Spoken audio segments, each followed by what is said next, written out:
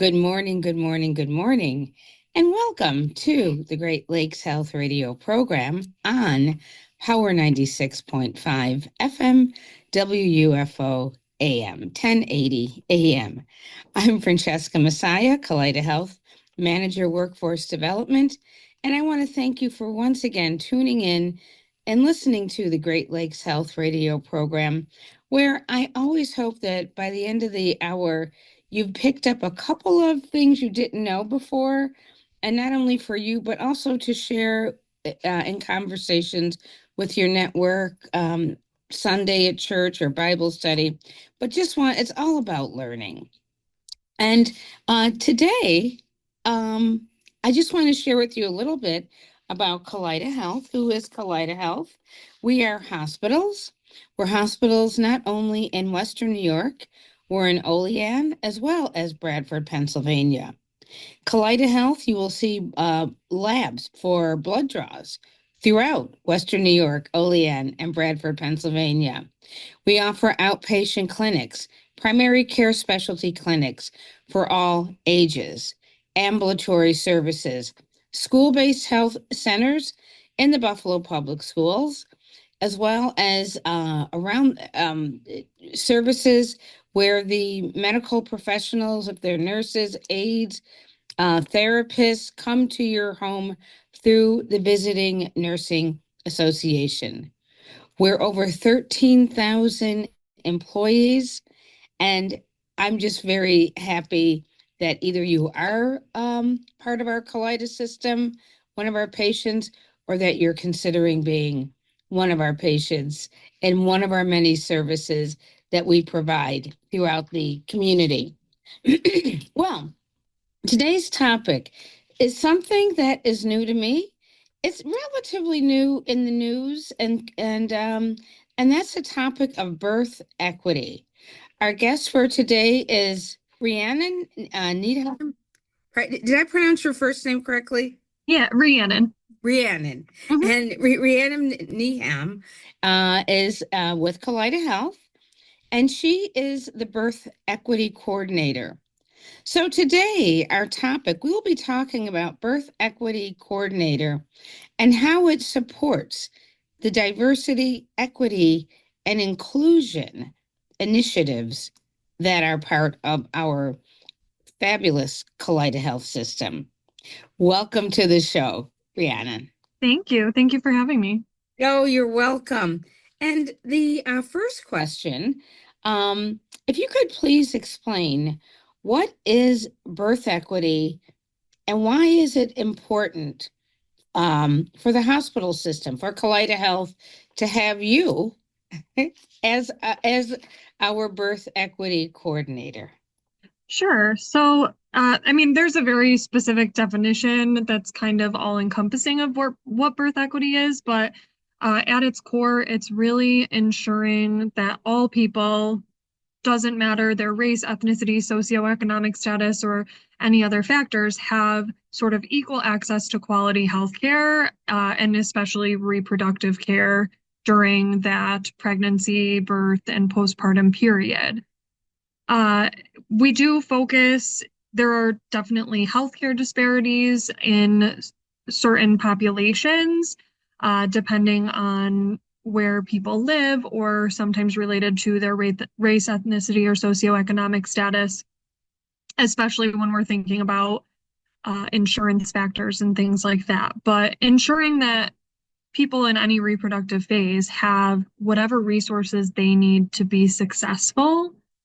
And I would say that really the main thing I think when people think of even just the word equity, not necessarily related to birth or maybe related to birth, they might think equality, which can be a little bit confusing. But really, what we need to focus on more than that is everyone having the resources or support options that they need for their individual needs or requirements, and kind of leveling that playing field instead of bringing in and making sure everyone gets the same thing or same treatment regardless of who they are or what their needs are, because that's not always necessary.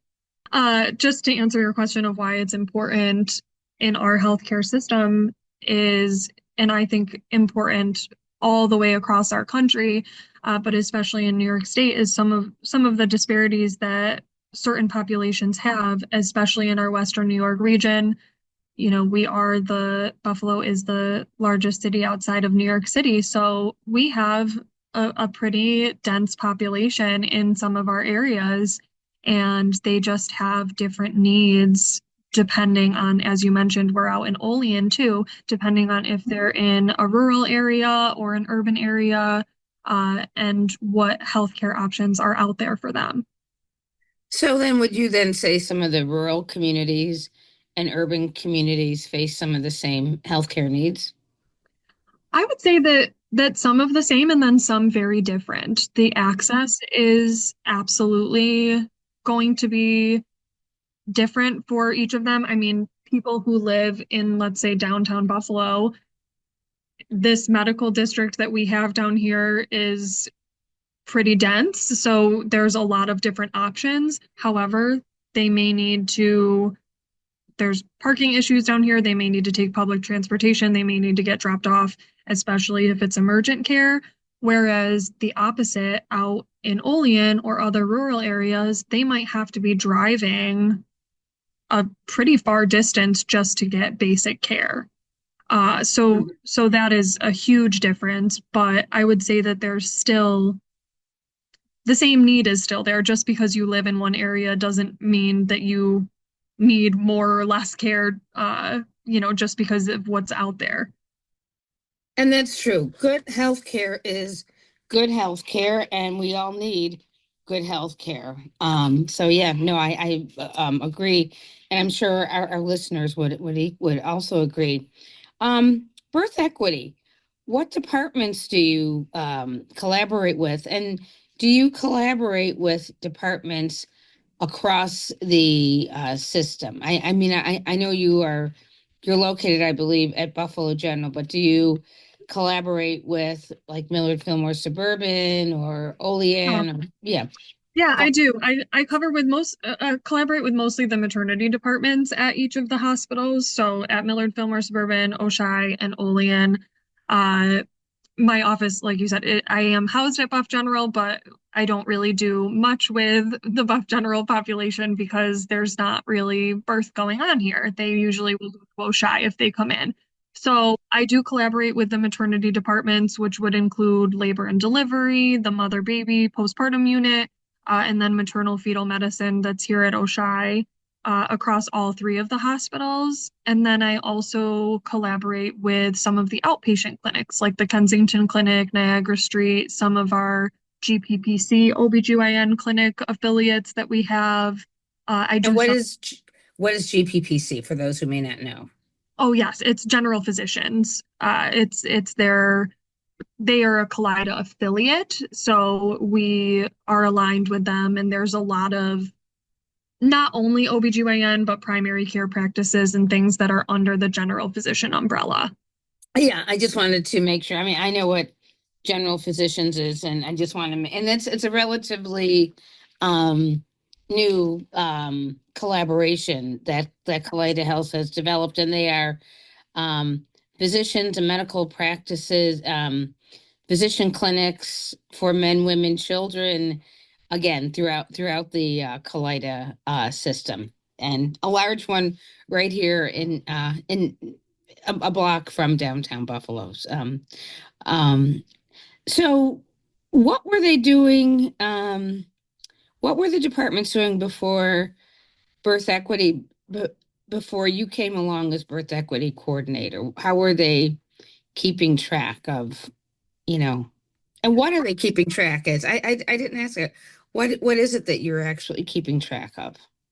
So what before me, I mean the departments, they all had their own individual ways of kind of tracking information and looking at essentially birth outcomes and experiences across the board. So they usually do look at data points related to if it's um, broken down by ethnicity, age range, socioeconomic status, any of that. They'll look at those specific population areas and then determine if there are disparities within their individual hospitals and how to kind of improve that. So generally overall kind of looking to improve outcomes and experiences for the people who are experiencing those healthcare disparities.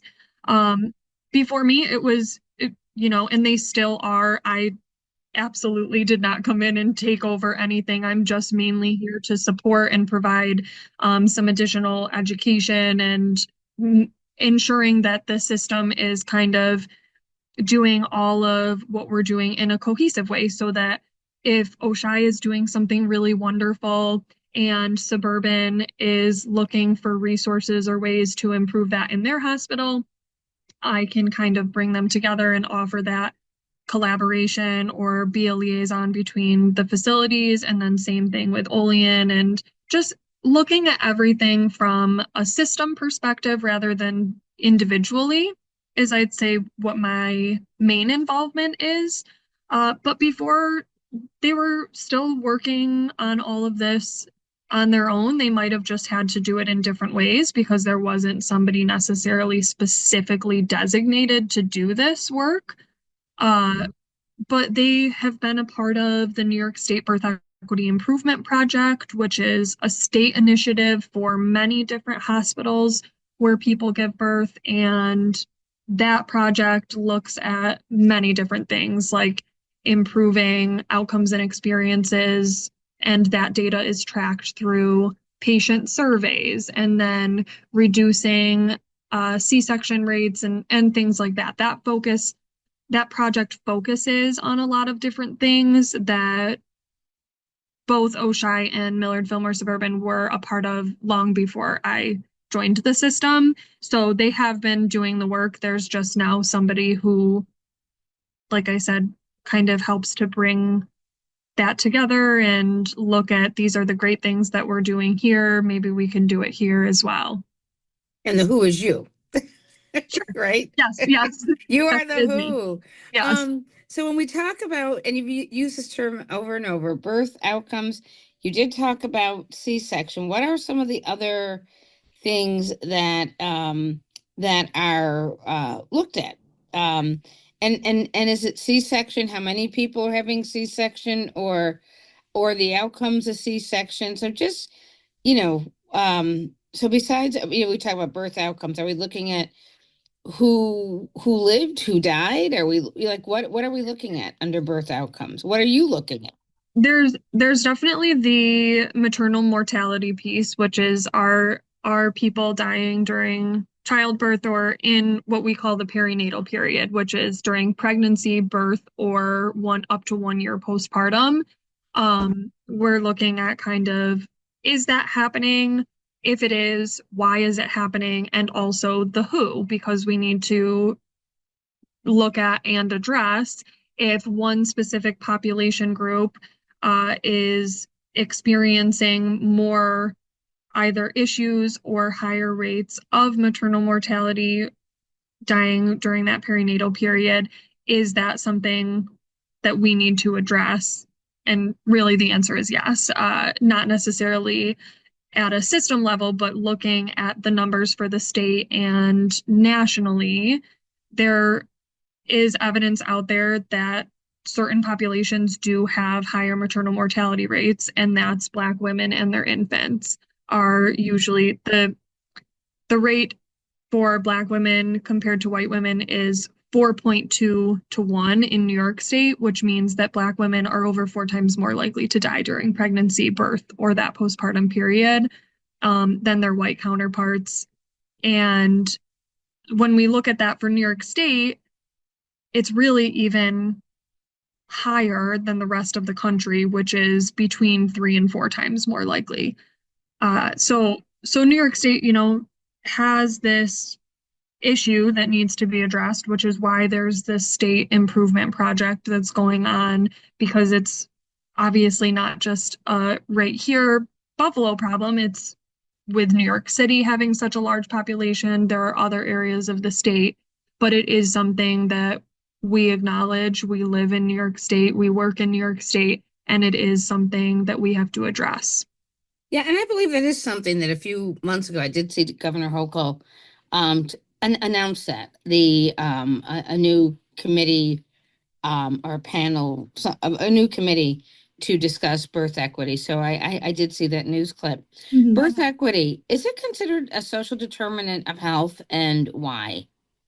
I would actually say that a social determinant of health relates to birth equity. So, kind of flipping that around. So, social Okay. determinants of health are the conditions we live, work, play in, our income, education, access to safe housing, food, access to healthcare, all of that.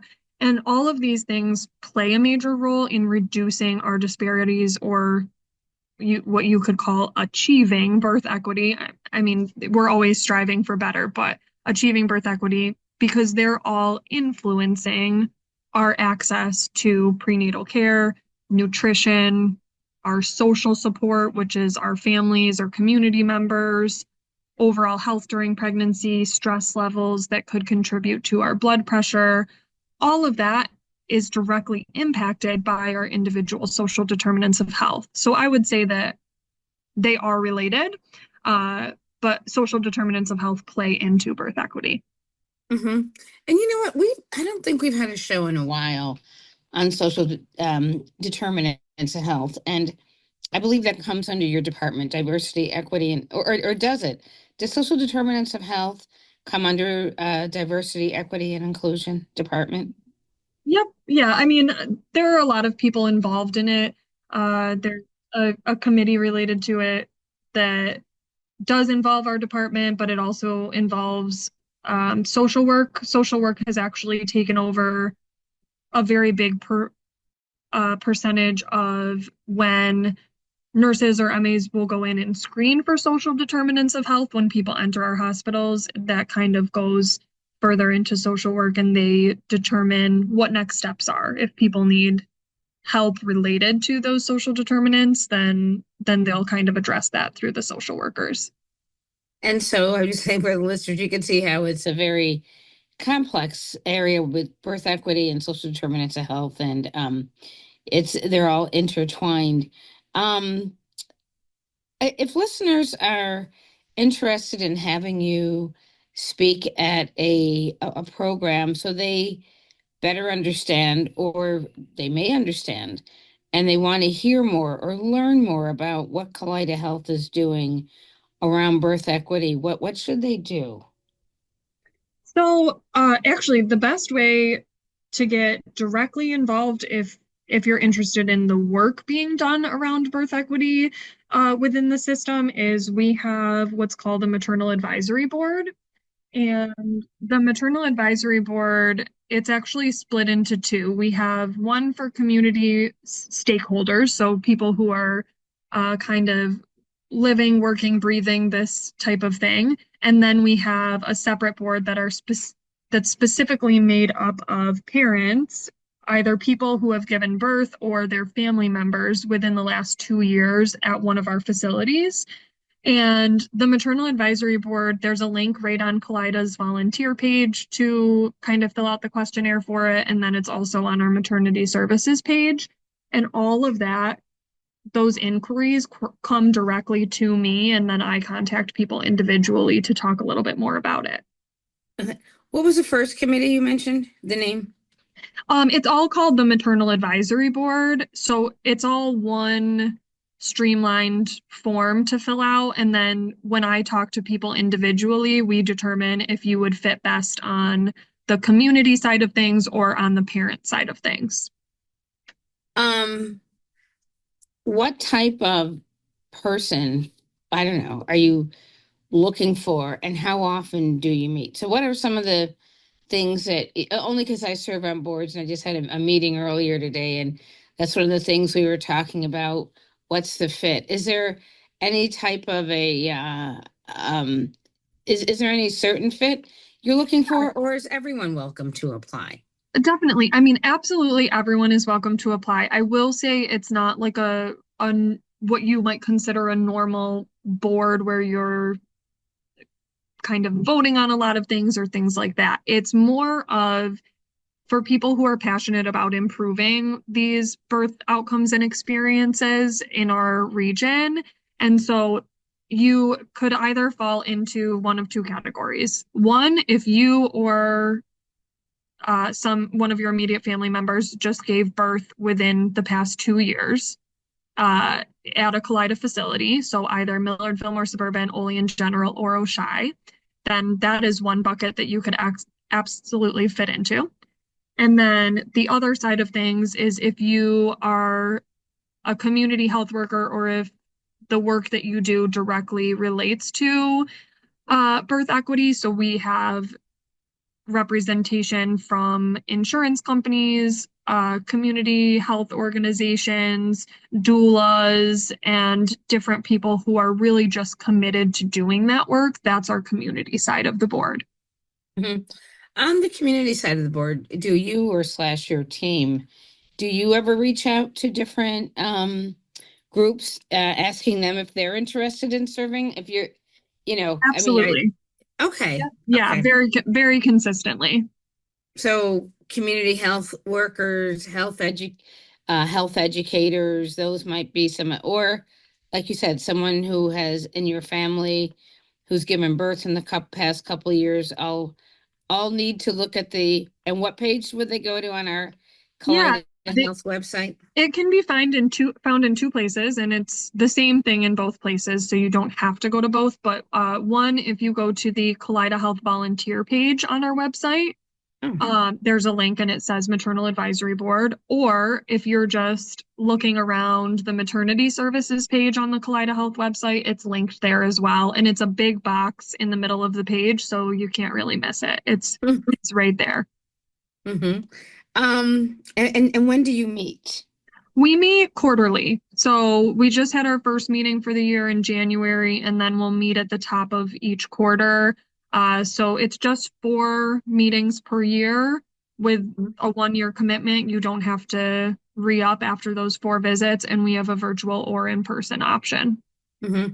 Do you meet during like between 9 and 5, or do you meet after? Yeah, we usually meet toward the end of the day, but from about 4 to 5. And but I consistently check in with the members as we get new members. If those times don't work for people, then we kind of make an adjustment. But we usually meet right now on Wednesdays. So it's the first or depending on the board you're on, either the third or fourth Wednesday of the first month of each quarter, which is a little confusing to say it that way. But like in January, we met the third Wednesday of that month from 4 to 5. Mm-hmm. And bottom line, you would go to our Kaleida Health volunteer page and look for Look for the first box that says Maternal Advisory Board. maternal advisory board, Hmm. and then there's probably a contact number and Yep, email address. So for the details, you know, that can happen because we're in Buffalo, so it could be a snow day, it could be whatever day, and exactly. Yep. Yeah. And like I said, it comes directly to me. It doesn't go through, it really doesn't even go through the volunteer services team. It just gets directly sent to my email, and I contact people individually to talk about their further interest and uh, their availability and stuff like that. how about college students who are working on, let's say someone's working on a PhD or a master's. Are they encouraged because maybe this is something they want to write about, get more research? Is this the right place for them, or are there minutes or notes that someone can go to and see what has been done with Sure, the they can always apply. I've had actually college students apply that were looking for volunteer hours for internships and things like that. They can always apply and we'll kind of talk through what their needs are. It might not necessarily be that they sit on the board and in the meetings, but I can have a conversation with them about what they're looking for and how they might be able to best get involved based on that. There aren't public minutes because the some it's of the information, confidential? yeah, some of the information that the parent side of things shares with us, Yeah. it is confidential information, and we don't want anybody to feel like they can't have that open platform to share. Yeah, and I just thought of that when after I asked the question. It's a hospital, and we have HIPAA. We definitely and not only us, it's part of the law, Hmm. and we don't want to and like you said, we want we're all about build we want to build trust. Definitely. Yeah. Um, what are something else that you would like to share that we haven't touched on this morning? Uh, I really think that we've covered, I think at the very least, the basics of the information. But essentially just, there are these disparities. It's not something that, like you said, Governor Hochul has put out information on it. Recently, there are many committees in New York State dedicated to improving these types of things, especially for our Black birthing people and their families, and just trying to close that gap and level the playing field. So we definitely want to reduce any risks for everyone, but there is a major disparity that we have to address, and closing that gap so that it's not that Black women are 4 times more likely in New York Right. State to experience serious complications or death. It's And I have to admit, not or share, one of the executive director of Buffalo Prenatal, Buffalo Perinatal was a Kaleida Health employee years ago. Mhm. And this is a type of work that Luann Brown has been doing within her organization, and I'm really pleased, Rianne, that you are representing Kaleida Health and leading the organization as a birth equity coordinator. How would people reach you if they were interested in having you? I think it's a fascinating topic. So if they want you, would like for you to come and speak to their group, how would they reach you? Or do you speak to groups? I didn't ask you that. yeah, I mean it would definitely depend on what the situation is and of And how course my would they reach you? ability, but they could email me at R R is in Robert, X is in X-ray, and then my last name, Needham, Needham at kaleidahealth.org. And on that note, I want to say, Rian, that you have been a wealth of information, and I want to thank you for being our guest this morning on the Great Lakes Health Radio program and sharing the important topic, birth equity. You're the birth equity coordinator, and how Kaleida Health supports the DEI, diversity, equity, and inclusion initiatives with birth equity. And I want to thank you and have a great day. Thank you. Thank you for having me. You as well. Oh, you're welcome. And listeners, hold on. We have the second part coming up of our program within another second. And now on to part two. And welcome to the second half of the Great Lakes Health Radio program with your host, Francesca Messiah from Kaleida Health, Manager of Workforce Development. And Kaleida Health, as I always mention, we have a full children's division. So I like to have balance between guests who work with the children. So today, this morning, we have a treat, and we have the treat of having Dr. Dory R. Marshall. Good morning, Dr. Marshall. How are you? I'm well, Francesca. Thank you so much for having me. Oh, you're welcome. And Dr. Marshall is the Chief Medical Officer at Oshai Children's Hospital, and she is a pediatric psychiatrist. Welcome to the show, Dr. Marshall. Thank you so much. I'm just going to correct you. So I call myself an adolescent psychiatrist because that is That my is yeah, that is the work that I have done predominantly throughout my career. But I did not do a fellowship that would allow me to say that I am a child and adolescent psychiatrist. So that is the caveat. I've worked with kids for most of my career on the adolescent unit at Erie County Medical Center, and that really is where my passion lies. Thank you. And yeah, and I have something I have to share with you. When I was probably up until about fifth grade, when people asked me what did I want to do, I wanted to be a psychiatrist. And I was discouraged at a young age. So I just want to say this was an area that has always interested me because up until a good fifth grade or so, this is what I wanted to do. It was be a psychiatrist. Yes, I'm so sorry that anyone would discourage you from that. I think, for on so many levels, it's important for us to encourage young people to follow their passions and do what they're excited about doing. And I think that it probably, I don't know who it was that was discouraging you, but I suspect that there, was a stigma associated with mental health, mental illness, and working in that sphere. And maybe that had something to do with it. Yeah, or it also could have been a fear. But you know what? Along those lines, what led you to the path of being an adolescent psychiatrist? Well, I am a Buffalo girl. I grew up in Western New York, went through the public schools in Amherst, and then went to UB as an undergrad where I majored in psychology.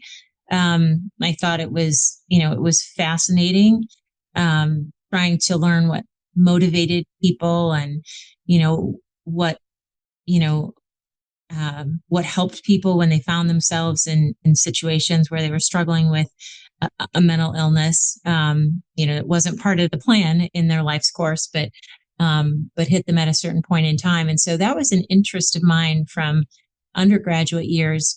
Ultimately, I went to medical school and, found that I'm a people person. I want to work with people. I want to get to know them. I'm driven by curiosity.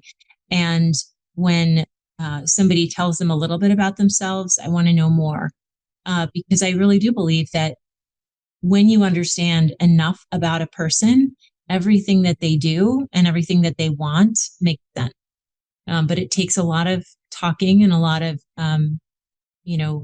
asking questions in order to get to that point where you can really understand where somebody is coming from.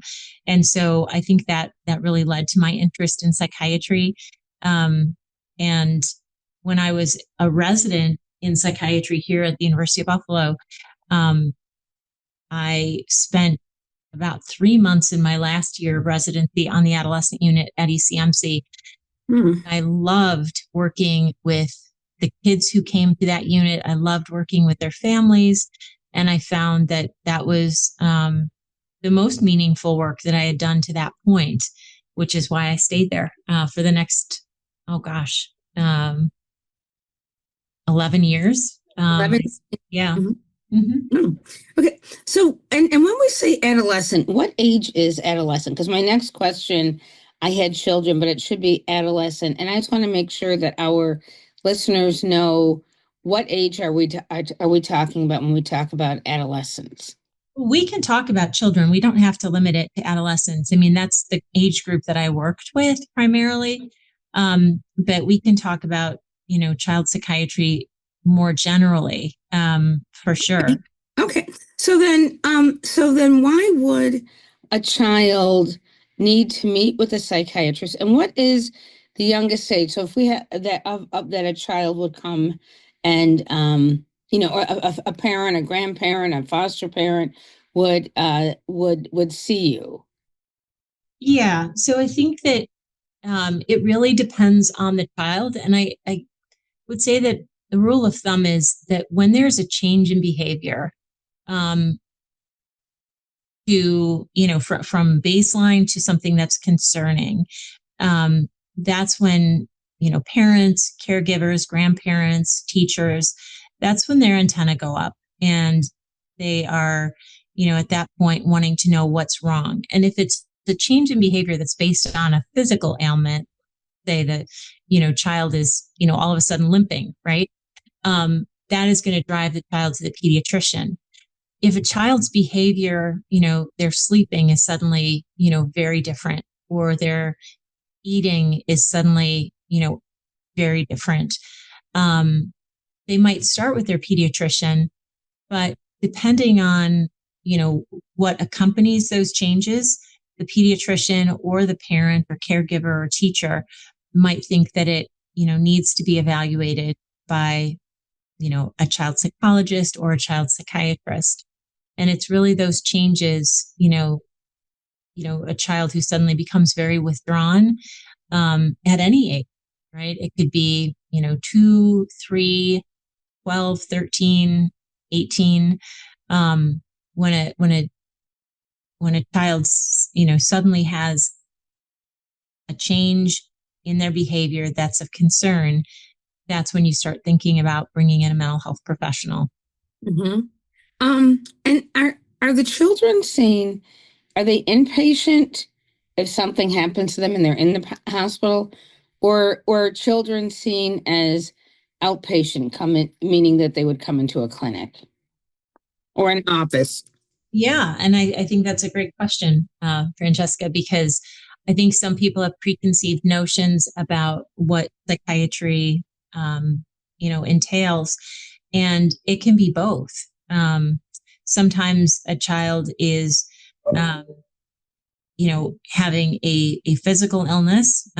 Maybe they're dealing with a chronic condition like sickle cell disorder, and they're in and out of the hospital, having pain crises or, something along those lines, or they might be dealing with a cancer diagnosis and be in the hospital for a long period of time. And in those instances, a child might be seen because they're struggling with, depression, they're struggling with, sadness that lasts for weeks on end, and they need to be evaluated by a psychiatrist or a psychologist on an inpatient setting. Another time when we might see children who are seen on an inpatient setting would be if they're struggling with acute suicidality, Mm. and they come to the hospital and it's just not safe to discharge them. And in those instances, we generally at Children's Hospital would see them and assess them, but then would transfer them either to Brylin Hospital or to Erie County Medical Center's Adolescent unit for longer term inpatient care in a psychiatric setting. Mm-hmm. So, if a child needs to be in the hospital for a medical reason and they are struggling with a mental health disorder at the same time, again, depression, anxiety, or or a thought disorder, or another mood disorder, then certainly they can be treated on an inpatient setting here at Oishei Children's. If a child is struggling with a mental health disorder primarily that needs to be, dealt with more acutely on an inpatient setting, we would transfer to Brylin or to ECMC and they would get care there. But then, that would be followed by outpatient treatment. And there are lots and lots of, kids who never end up on an inpatient unit and seek outpatient care, at our mental health facility, at the child and family clinic, at Kaleida Health, or at one of the other partners in our community that provides outpatient care for children. Mm-hmm. And I just want to let our listeners know, in case you're not familiar with Brylin, Brylin is located in Buffalo. Yes, In yes. case you're not, and so it's as well as Erie County Medical Center. But I just want to make sure in case someone didn't know. And I'm assuming you can visit your child at any of at ECMC if they're in the patient there, or any of the sites you mentioned. Absolutely. I think each hospital system has its own visitation, policies about when visitation is and how visitation is managed. But Mm-hmm. you can't have a child in the hospital and not have family involved. So absolutely. I know that both at Brylin and at Erie County Medical Center, families are welcomed and, and needed to visit and attend meetings and be supportive of their child. Thank you. Now, why is this a topic of growing interest? My thoughts, but that's why I have you on the show, because you're the expert. I feel that social media has a lot to do with, could have a lot to do. It may or may, but you are the expert, and that's why I have you on the show. So, why is this topic of child psychiatry, adolescent psychiatry, is I should say, is it a growing topic? Oh, it's definitely a growing topic. And I think there's a lot of reasons. I think COVID uh, was, a period of time that was extremely stressful for children and families, especially for children whose parents were essential workers. And so, I think during the pandemic, I know at the adolescent unit at ECMC, there was no slowdown in admissions. And some of the children who came in during that period of time were sicker than I've ever seen. It was just a very stressful time for many children.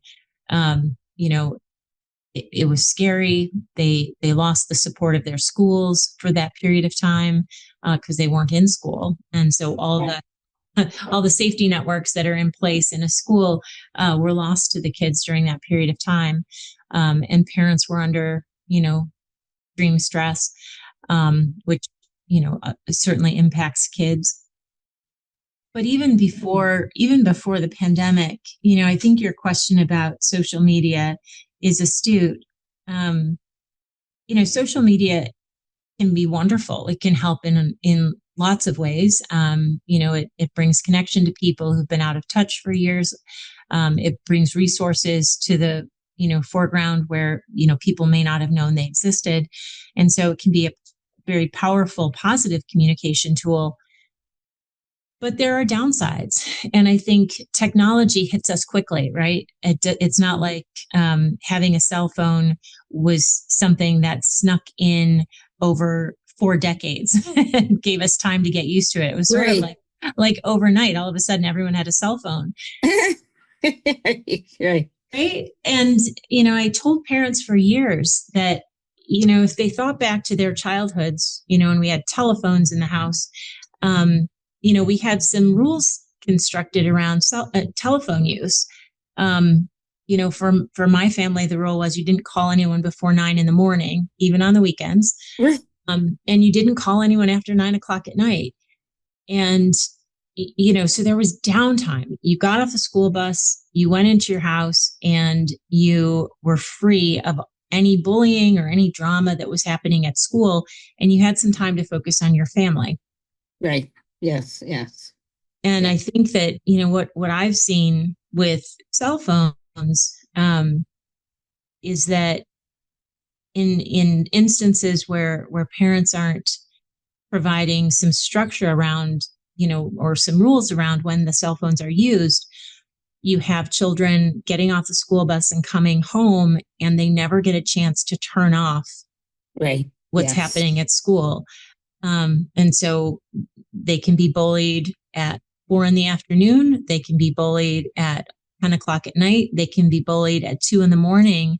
And mom or dad or grandparent, like, they have no idea that the child is being bullied in their bedroom. They think that their child is safe because they're at home, and they actually, are getting hit with things while they're in the safety of their home. Yeah. So that's, I think, something that we all need to give some reflection on, and think about, how do we give our children the opportunity to be connected, but not harmed when they're, on their phones and using social media. Yeah. And even you think about church, you could be bullied right there on Sunday morning. or Absolutely. or if the Jewish faith on Saturday morning, because everyone has cell phones, and you, like you said, you can be bullied 24 hours, and unless you have those controls on your phone. Next question: what types of services are available? So is there such a thing as a first visit, or what would a first visit look like if if that caring adult is bringing their child to see you, or one of your colleagues who's a psychiatrist? What would that first visit is there a typical way of a first visit? Yeah, I think that that's a great question, and maybe to demystify it, I would say a first visit should really be about getting to know the child and getting to know the family a little bit, because to what I said earlier, you can't start drawing conclusions until you've asked all the questions, and so you have to get to know, who is this young person that's coming into my office. You know, who's this child's family? Who's this child's, school network? Who are their friends? And, what, interests this child? What motivates this child? Um, is this, what does this child have to say about why they're coming in for this visit? Are they struggling with things going on at school? Are they struggling with things going on in the home? Are they struggling academically, and that's, making it just frustrating all day long, because all day long they're feeling frustrated in their school environment.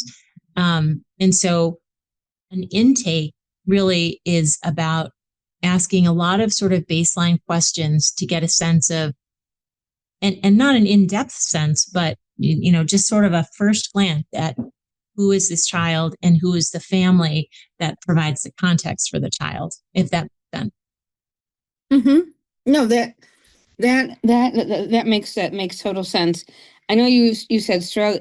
You talked about the struggles, you mentioned struggles in the home or struggles in school, and I'm just going to add one more struggle between school and home, because sometimes that child could be bullied somewhere between, let's say, the safe place of school and the safe place of home, and there could be that in between, which brings me to my next question.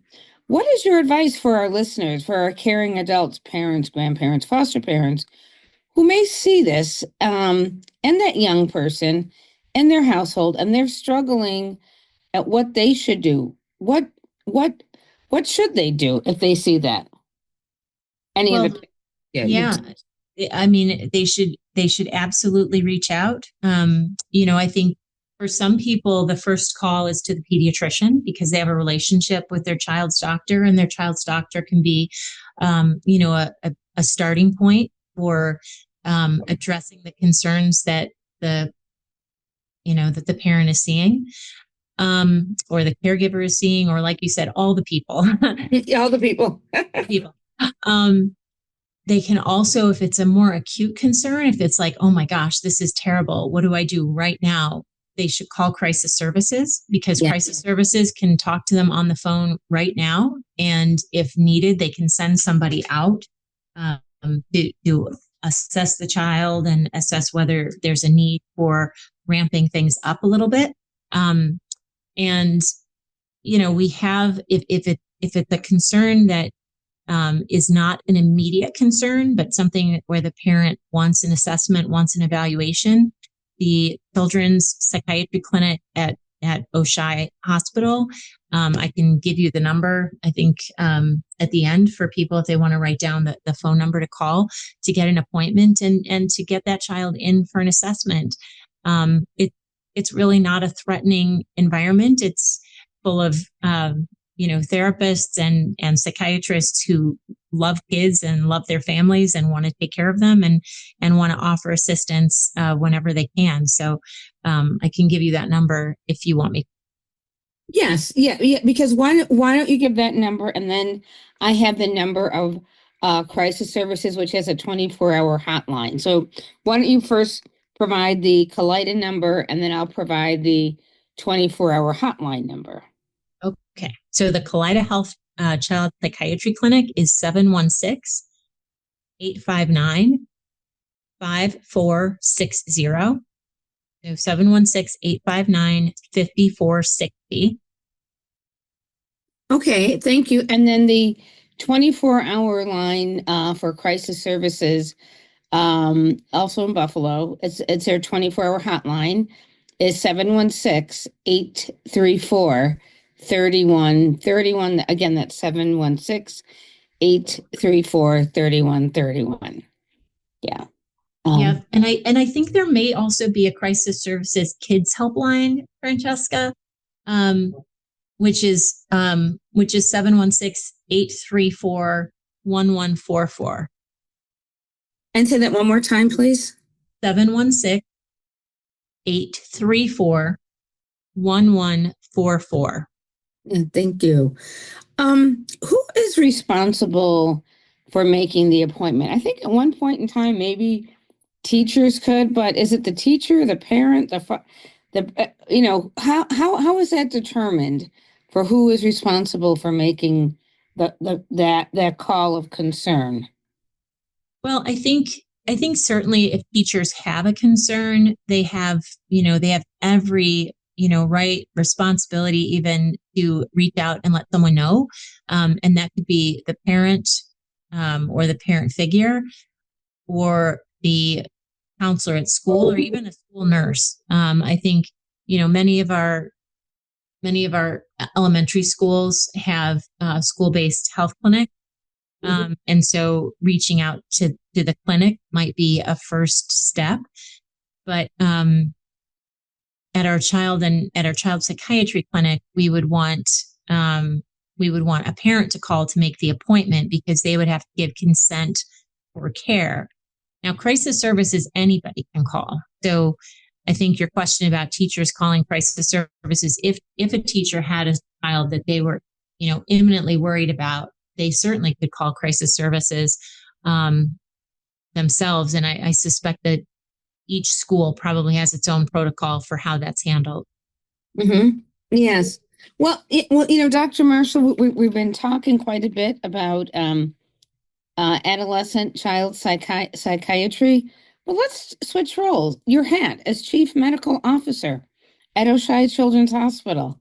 It's Women's History Month. That is a huge role.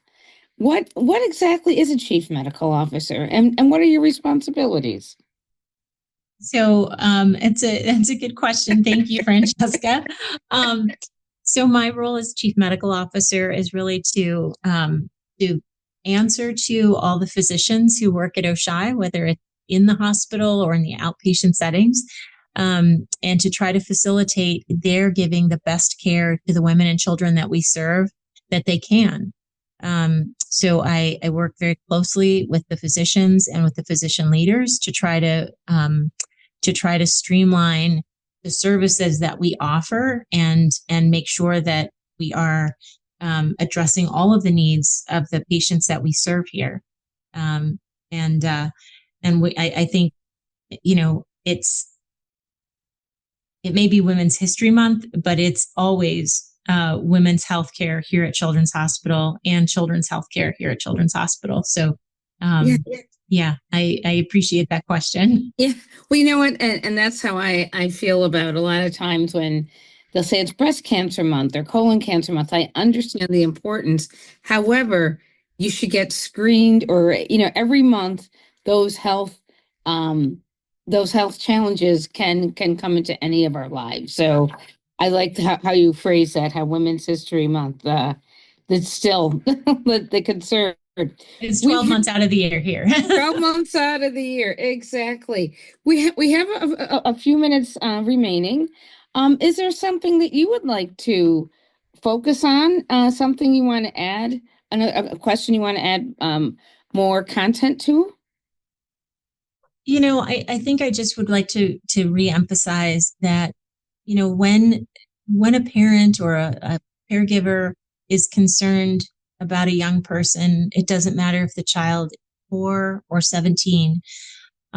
It's really important to pay attention and to get help when they have that concern. So, I think sometimes children's mental health, gets hidden, and you can have a child who's very, very depressed, and it takes a while to read it through changes in behavior.